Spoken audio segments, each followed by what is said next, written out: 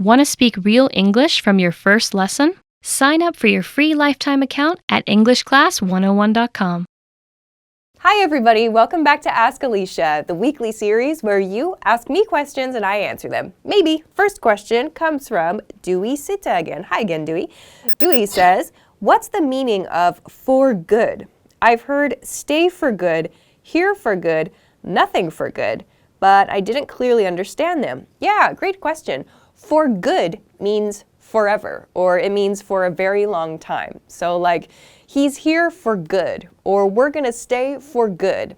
Your last example, nothing for good, I'm not sure. I've never seen that expression before, so I'm not quite sure about the meaning of that. But for good means forever. So I hope that that helps you. Thanks for the question. Okay, let's move on to your next question. Next question comes from Byron. Hi, Byron. Byron says, hi Alisha, my question is, do you recommend using apps to practice speaking? I was using this method and I just found people from another country whose accent is different from the American accent. Thanks. I think that this kind of thing really depends a lot on the app you're using. There are many different apps that you can use to study many different things. So I don't know that I can suggest like apps are great or apps are bad. It really depends on the app that you're using. So if you're not happy with the conversation partners that you found on the app you're using now, try a different app. If you're having trouble finding a partner that you really connect with or that works really well with you, another thing you can try doing is just recording yourself speaking and comparing that to a native speaker. So you could use just your phone to do this, like record yourself saying the same thing as a native speaker said. So if you watch our videos, for example, you could listen to something I said or something like Davey or Michael said, and then try to say that again and record yourself saying it and then compare it. Just to kind of get an idea of where you can improve. This is actually a really interesting exercise, I think, because when you are speaking, you think you sound a certain way, and then when you hear yourself, you sound really, really different. So this can actually be a really good way to practice. Another thing, I know that on our website we have another voice recording function where you can compare yourself to a native speaker, and that's specifically on the English Class 101 website. So that's another tool you can check out. But for apps, yeah, like I said, I think it really depends on your conversation partner and what other services the app might offer you. So you could just try out a few different things and see what you like. So I hope this answer helps you, and I hope maybe you found another technique you can use to work on improving your speaking skills. Thanks very much for the question. Okay, let's move along to your next question. Next question comes from Henrique Ferreira. Hi, Henrique. Henrique says, hey, Alisha, I love your videos. Today my question is about Chatbot. In the beginning, I was very shy about chatting with other people in English. I'm not anymore. But I want to know if chatting with chatbots is a good tool for improving your speaking skills. What do you think? I think something like this could be good maybe for improving your basic like sentence building skills. I'm not sure what kind of chatbot you're talking about. To my knowledge, I've seen chatbots where you can type things to a chatbot and the computer will return an answer to you. Maybe you're talking about a speaking kind of chatbot, so that could be possible. I don't know. But I would say that these sorts of things could perhaps be useful for like making basic sentences or making very simple conversations. So perhaps in the very beginning, something like that could be a nice addition, a nice supplement to whatever you're doing. But I think you're going to miss out on a lot of other really important stuff if you only use a robot to practice. A robot is not going to do the ums and uhs and use interesting vocabulary words. The robot is just programmed to do one thing. So if you can remember that and maybe use it as like a method of refreshing yourself every once in a while, perhaps.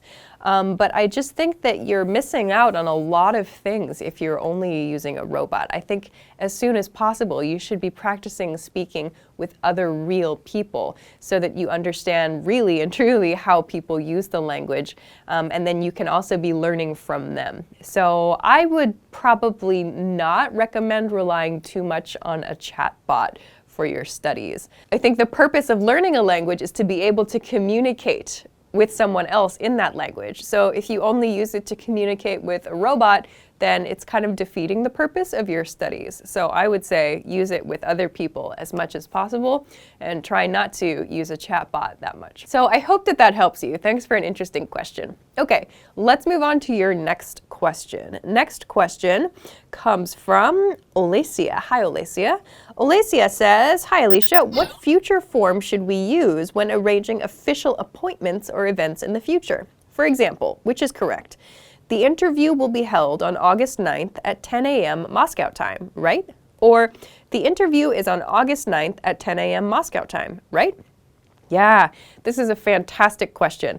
So actually, both of the example sentences you sent are polite and they are correct.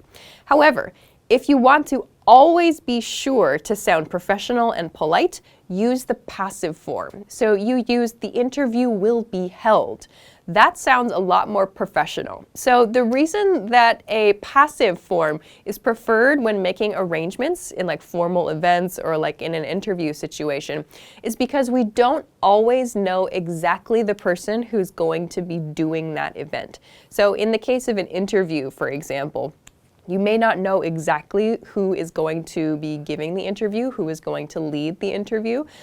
So instead saying the interview will be held is much better. It's much softer. Remember, we use passive voice when we don't know the person doing the action or when the person doing the action is not important. So this is really useful in like business situations and other formal events when the activity is the thing that needs the focus, not necessarily the person or the people doing the activity. So it's better to use the passive form here. You can use the active form. So like, for example, you're having the interview at 9 a.m., right? So there's nothing incorrect about that, but using you can sound really direct there. And you might run into some problems where maybe the person you're contacting is not the person giving the interview. So using the passive voice avoids that. So in conclusion for this, really if you're ever kind of in a formal situation or a business situation and you have this kind of question, try to use the passive voice instead of the active voice. That's a pretty good rule of thumb to follow. I hope that this helps you. Thanks very much for an interesting question. Let's move along to your next question. Next question comes from Carlos Cordoba. Hi, Carlos. Carlos says, I always struggle with the use of in and on. For example, when I'm referring to a quote that I read in a book, should I say, you can find it on page number or in page number? Also, how do I use it for locations? For example, when should I use in or on or at? Yeah, prepositions are always a tough point. As a quick regular reminder, we do have a couple of prepositions videos on the channel. These are good introductions to prepositions of place and prepositions of time. Regarding your question, your specific question though, when you're talking about books, we'll say read it in a book, in a book. When you're talking about something that's on a page, we use on a page. If you want to get even more specific and talk about a line of text, we say in a line of text. So the reasons that we use these prepositions, first, the in preposition for a book. When you imagine a physical book, like a cover, two covers, and then the contents are inside it. The contents of the book are enclosed by the covers. So we imagine we have to open a book and go inside the book to find things. So we use in for the contents of books. We use on for pages. So you can kind of imagine a book as being like two layers almost. There's the paper and then there are the words. So the words are on top of the paper, kind of like on the surface of the paper. So we use on to talk about things that are on the page, the things that are above the paper. Then we use in to talk about lines because we're looking for something like specific inside one line or two lines of text. So it's within like line number 3 or line number 4. So some examples. In the book Harry Potter and the Sorcerer's Stone, there's a mistake on page 7 in line 5. That's not true. So I hope that this helps you understand when to use in and on. And again, I would recommend starting with the videos on the channel for information, some more information about other prepositions. Thanks very much for the question. Okay, let's move on to your next question. Next question comes from NHI, Ni. Hello, hi Ni. Ni says, do wild animal and wildlife have the same meaning? No, they have very similar meanings though. So first, wildlife is one word, it's a noun, it's an uncountable noun. Wildlife means all the living things that are not humans. So that's like animals and fish and lizards. So it's like all the creatures in an area that are not human. That's the wildlife in an area. Examples. Let's go to the wildlife park. We need to protect the wildlife in this area. Wild animal, however, is a phrase. Wild is an adjective. Animal is a noun. So a wild animal is an animal that has not been domesticated. Domesticated means trained. So for example, a pet cat or a pet dog is a domesticated animal. That's an animal that has been trained. So a wild animal is something that does not have training. Some examples. Did you see any wild animals on your camping trip? The news said a hiker was attacked by a wild animal. So thanks very much for the question. I hope that helps you.